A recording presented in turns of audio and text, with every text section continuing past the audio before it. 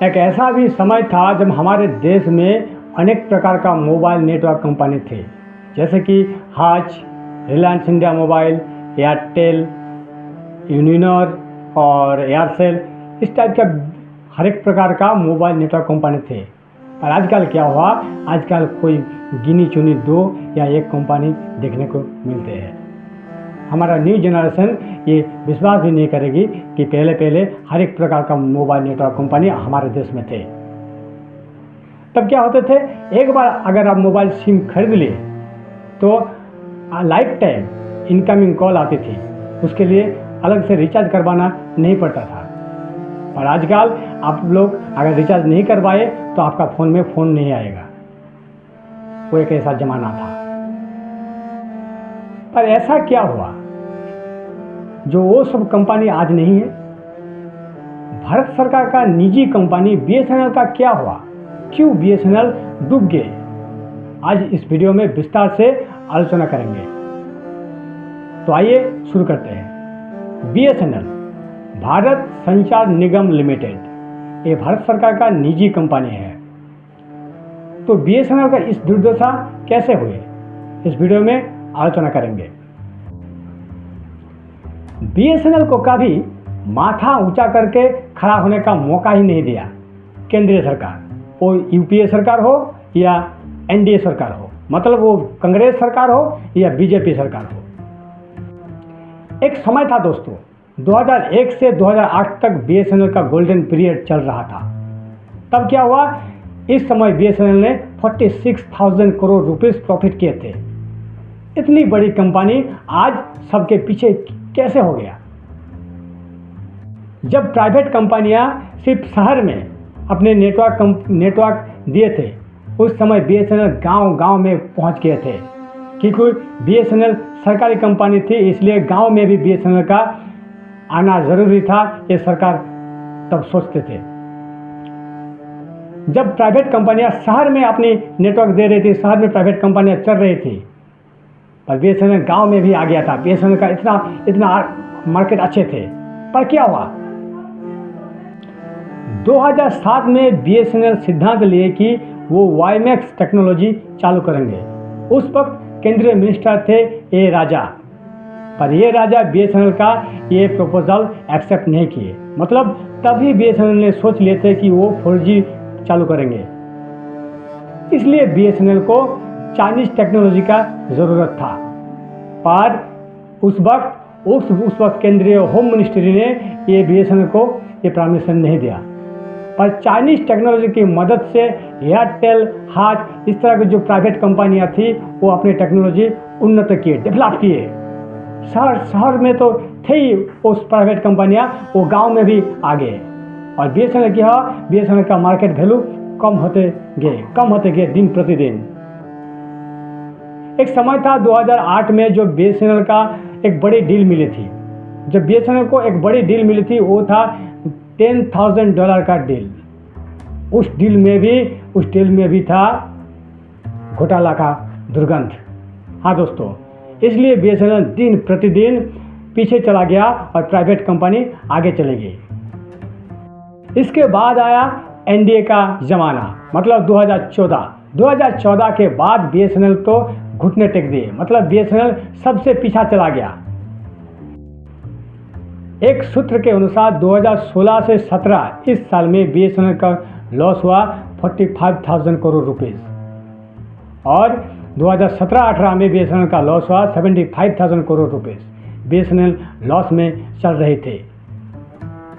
BSNL को loss में चल रही थी, बीएसएनएल को कोई देखा तक नहीं। पर प्राइवेट कंपनियों को आगे बढ़ते हुए देख रहे थे केंद्रीय सरकार, पर बीएसएनएल को कुछ देखा ही नहीं। इस समय क्या हुआ, बीएसएनएल को लोन लेने में इनकार कर दिया टेलीकॉम ऑफ डिपार्टमेंट, और प्राइवेट कंपनियां बाजार से लोन लेकर अपने नेटवर्क को डेवलप किए, और बीएसएनएल डेवलप नहीं कर पाए। 2014 के बाद जब जियो मार्केट में आए तो बीएसएनएल का पतन और भी हो गया। 2016 में 2 सितंबर घटी एक बड़ी घटना। हमारे देश में जो बड़ी बड़ी न्यूज़पेपर थे, जैसे कि Hindustan times, times of India, इस बड़ी बड़ी न्यूज़पेपर में एक जियो कंपनी का ऐड आया, वो भी हमारे प्रधानमंत्री नरेंद्र मोदी की पिक्चर के साथ, नरेंद्र मोदी की तस्वीर के साथ। ऐसा दिखाया गया कि हमारा प्रधानमंत्री नरेंद्र मोदी जी ने जियो कंपनी के लिए ऐड कर रहे थे। उसके बाद जियो कंपनियों को फाइन किया गया। कितना फाइन हुआ मालूम है आपको? सिर्फ 500 रुपये। उसके बाद विरोधी पक्ष में पार्लियामेंट में बोले ये कोई सीधी बात नहीं है, प्रधानमंत्री का पिक्चर, प्रधानमंत्री का तस्वीर यूज़ करने वाले जियो कंपनी का ज़्यादा से ज़्यादा फाइन होना चाहिए था, पर नहीं हुआ दोस्तों। विरोधियों ने आरोप लगाया कि एनडीए सरकार के साथ जियो का कोई संबंध है, कोई गठबंधन है, जियो को सपोर्ट कर रहे हैं एनडीए सरकार।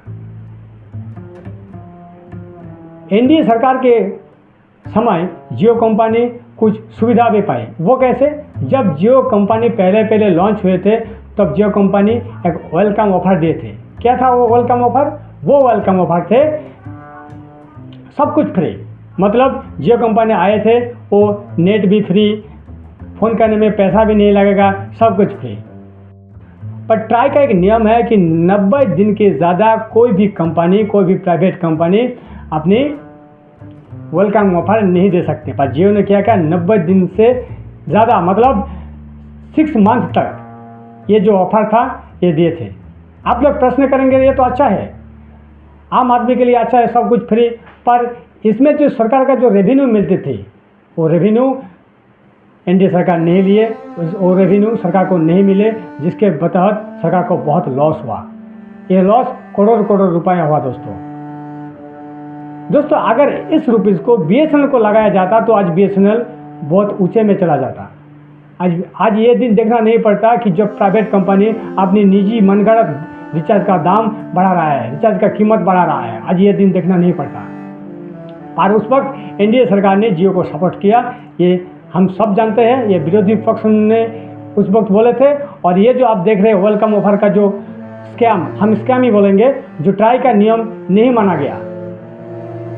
बीएसएनएल के पतन के और एक कारण है अब बीएसएनएल का एम्प्लॉय। ऐसा माना जाता है कि बीएसएनएल का उस वक्त एम्प्लॉय का ऐसा दुर्व्यवहार थे कि अपने कंज्यूमर से, अपने कस्टमर से अच्छे तरह से बात भी नहीं करते थे। और इधर प्राइवेट कंपनियां अपने कंज्यूमर से बहुत अच्छे से बात करते थे, क्योंकि जो प्राइवेट एम्प्लॉय थे वो स्किल डेवलपमेंट, उसका जो स्किल था वो डेवलप हो चुके थे, और बीएसएनएल का जो एम्प्लॉय थे उसका स्किल डेवलप नहीं हुए थे। इस वक्त प्राइवेट कंपनियां के एम्प्लॉय को अपने पेमेंट मिलती थी कंज्यूमर के साथ अच्छे व्यवहार करने से, पर बीएसएनएल में ऐसा कुछ नहीं थे, क्योंकि बीएसएनएल का जो एम्प्लॉय थे वो थे सरकारी नौकरी वाला, मतलब वो थे गवर्नमेंट एम्प्लॉय। उसका जो पेमेंट थे महीने में वो बहुत ज़्यादा थे, और प्राइवेट कंपनियों का जो एम्प्लॉय थे उसका पेमेंट नहीं थे, इतने ज़्यादा नहीं थे। तो 2014 के बाद एनडीए अमल में बीएसएनएल कर्मी ने बार हड़ताल किए इस दावे के साथ कि बीएसएनएल को भी 4G का सुविधा देना पड़ेगा, पर बीएसएनएल का 4G का परमिशन नहीं मिले। क्यों सरकार बीएसएनएल को 4G के परमिशन नहीं दे रहे हैं, ये भी सोचने का बात है दोस्तों। तो इस वीडियो के अंत में ये भी आप लोगों को बताएंगे कि आप लोगों को अनुरोध करते हैं कि बीएसएनएल हमारी सरकारी कंपनी है, तो बीएसएनएल में आप सब आइए, बीएसएनएल सिम लीजिए और बीएसएनएल को फिर से सबसे फास्ट आने का मौका दीजिए। तो आइए हम सब बीएसएनएल को सपोर्ट करें, बीएसएनएल को लाए, क्योंकि ये जो प्राइवेट कंपनियां है ये आम आदमी का जेब एक बार ही खाली कर देंगे। इन्होंने मनगढ़ंत रिचार्ज के दाम बढ़ा रहा है और आगे जाकर शायद और भी बढ़ाएंगे। अगर बीएसएनएल एक बार आ गया तो ये जो प्राइवेट कंपनियां हैं वो अपने आप लाइन में आ जाएगी। तो दोस्तों आप सबसे हम रिक्वेस्ट करते हैं बीएसएनएल को लाइए, बीएसएनएल को खड़ा होने के एक मौका दीजिए, क्योंकि बीएसएनएल हमारी सरकारी कंपनी है, बीएसएनएल हमारी कंपनी है। नमस्कार दोस्तों, इस वीडियो यहीं तक। अगर मेरा वीडियो आप लोग को अच्छा लगे तो वीडियो को शेयर कर दीजिए।